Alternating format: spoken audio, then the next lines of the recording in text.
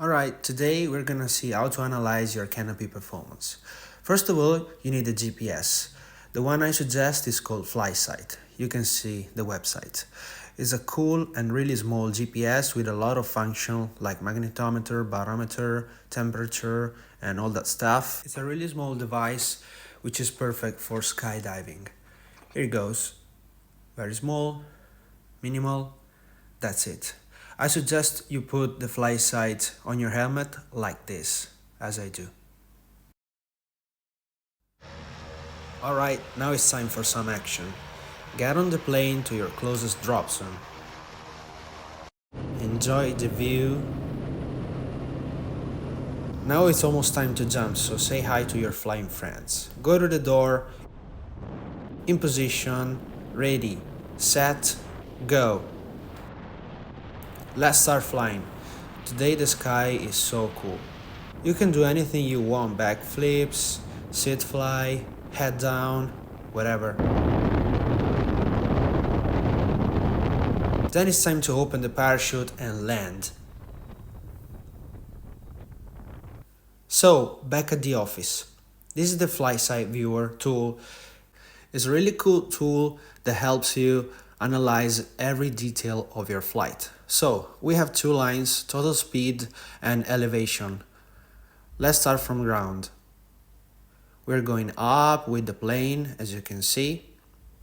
Altitude is going up, and the velocity, the blue line you're seeing, is the velocity of the plane. So now it's close to jumping time. So as you can see, the altitude is leveling up. We are around 4,200 meters, and the zero, as you can see in the time, is the point when we jump out of the plane. Then we have the free fall and the canopy flight. So let's zoom in the free fall. So let's add another couple of data we might need. We have total speed, horizontal speed, and vertical speed. Green, red, and blue lines. So during the free fall, we have almost the same values for total speed and vertical speed, because we were flying pretty vertical, but we also have a component of horizontal speed. As you can see, moving the pointer over the line, you get the precise data as you need. This point, we were really close to opening the parachute. As you can see from the blue and green lines, we have a huge drop in velocities, and now the bigger component of the velocities is the horizontal speed, which is almost big as the total speed, the blue line. Okay, this is the part where we were flying the parachute, so you can see a pretty stable velocity, and when you see all those up and downs, those are the turns. But let's go back a little bit. You can see the difference in the inclination of the altitude line, the black one.